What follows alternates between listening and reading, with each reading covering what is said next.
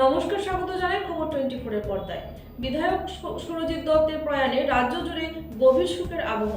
এক বাক্যে সুরজিৎ দত্তের প্রয়াণকে নক্ষত্র পতন আখ্যায়িত করলেন বিভিন্ন নেতৃত্বরা।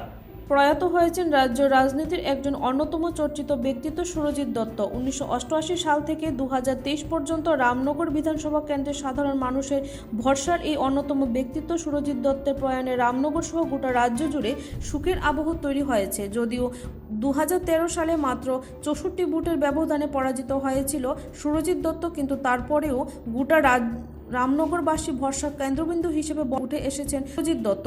সম্প্রতি শারীরিক বিভিন্ন উপসর্গ নিয়ে আইএলএস হাসপাতালে ভর্তি হয়েছিলেন। রামনগরের ওই রবিনহুডের পরবর্তী সময়ে অবস্থার অবনতি হলে কলকাতা নিয়ে যাওয়া হলে গতকাল রাতে 11:30 নাগাদ মৃত্যুর কোলে ঢলে পড়েন রাজ্যের রাজনীতির অন্যতম ব্যক্তিত্ব তথা প্রাক্তন প্রতিমন্ত্রী সুরজিৎ দত্ত। সুরজিৎ দত্তের প্রয়াণে রাজনৈতিক মহলে ব্যাপক শোকের ছায়া তৈরি হয়েছে। বিভিন্ন রাজনৈতিক ব্যক্তিত্বরা নিজের মতো করে সুরজিৎ দত্তের প্রয়াণে নিয়ে নিজেদের অভিমত ব্যক্ত করেছেন।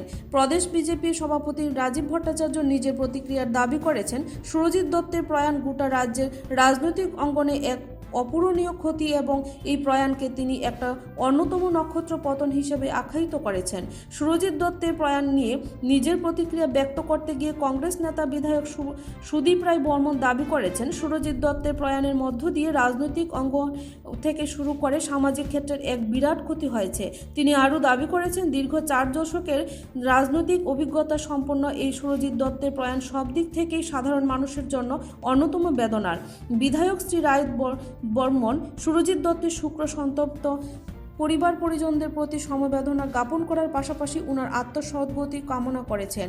বিধায়ক সুরজিৎ দত্তের অন্যতম ছায়াসঙ্গী রামনগর মণ্ডল সভাপতি তাপস দেব বেদনাপুর কণ্ঠে দাবি করেছেন, 1987 সাল থেকে সুরজিৎ দত্তের সাথে এমন সম্পর্ক তৈরি হয়েছিল যে কোনোভাবেই বোঝা যায়নি উনি সুরজিৎ দত্তের পরিবারের সদস্য নন।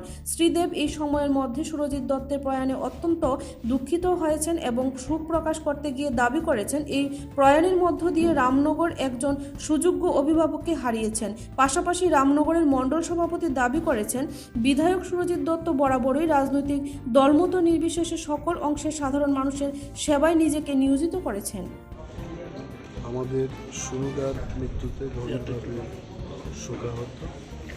ওনার সাথে আমার ব্যক্তি পরিচয় হয় 2003 থেকে। হি ওয়াজ এমন একজন লোক ছিলেন, খুব স্পষ্টভাবে কথাগুলো বলেন। উনি যা কাজ করে গেছেন ত্রিপুরা রাজ্যের মানুষের জন্য, এটা কয়েকটি শব্দের বিনিময়ে বলার মতো কোনো অপেক্ষা রাখে না, বলা উচিত না আমার।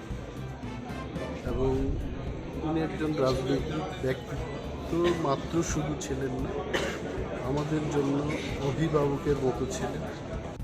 গতকালকে রাত্রিবেলায় 11টার সময় আমাদের কাছে খবর আসে যে কলকাতার একটি বেসরকারি নার্সিংহোমে আমাদের সবার প্রিয় 7 রামনগরের বিধায়ক সুরজিৎ দত্ত, যাকে আমরা সুনুদা হিসেবে ডাকি, ওনার শেষ নিঃশ্বাস ত্যাগ করেছেন। এটা আমাদের কাছে একটা ক্ষতি। সারা ত্রিপুরা রাজ্যের ক্ষেত্রে এটা রাজনৈতিকভাবে উনি একটা নক্ষত্র। এই নক্ষত্রের পতন হয়েছে, তার কারণে আমরা গভীরভাবে মর্মাহত।